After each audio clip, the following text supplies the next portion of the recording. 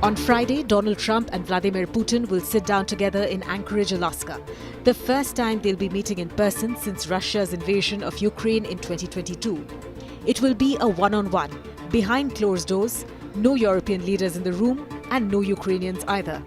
And if history is anything to go by, that is exactly how Putin likes it.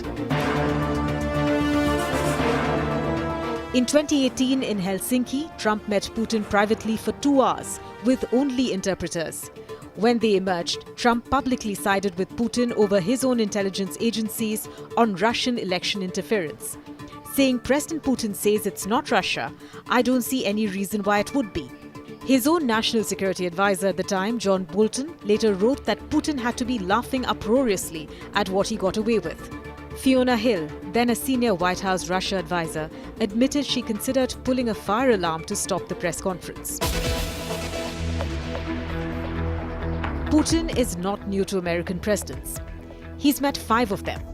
Bill Clinton in 2000, when jazz concerts and talk of friendship were still on the table. Icy confrontations with Barack Obama and Joe Biden. George W. Bush took him fishing in Maine in 2007.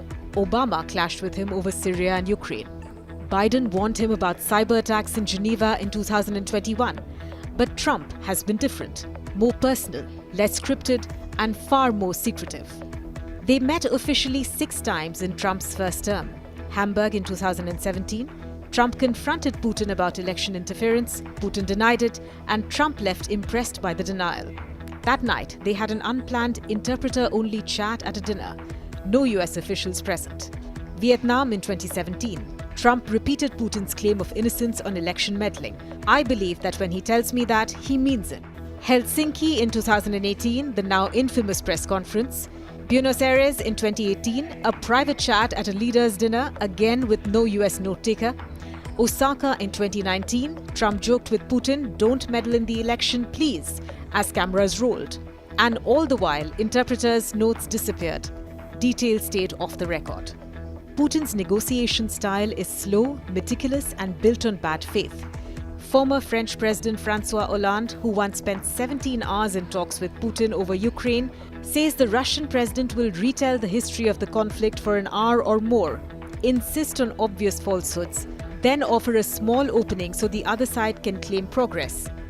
German diplomats describe him as one of the most skilled negotiators in the world, with a habit of manipulating facts and exploiting gaps in his counterpart's knowledge.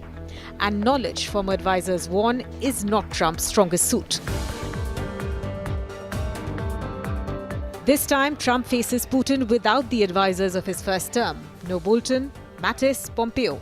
His current circle has fewer Russia critics, and those who once were have softened their tone. The White House calls it a listening exercise, while critics call it winging it. Steve Witkoff, Trump's real estate friend turned special envoy, met Putin in Moscow last week alone. No diplomats in sight. Putin arrives aiming to reel Trump back into a deal favorable to Moscow, ideally one that he can present to Kiev and Europe as a done deal. Trump says he'll know in minutes if Putin wants a ceasefire. He might walk out urging Ukraine to keep fighting, or he might start talking land swaps that Zelensky has already rejected. Putin may play for time, seeking to halt US support for Ukraine without giving up ground. Analysts agree that a major breakthrough is unlikely. But even without a deal, the optics could help Putin and raise fresh doubts among US allies about where Trump's instincts lie.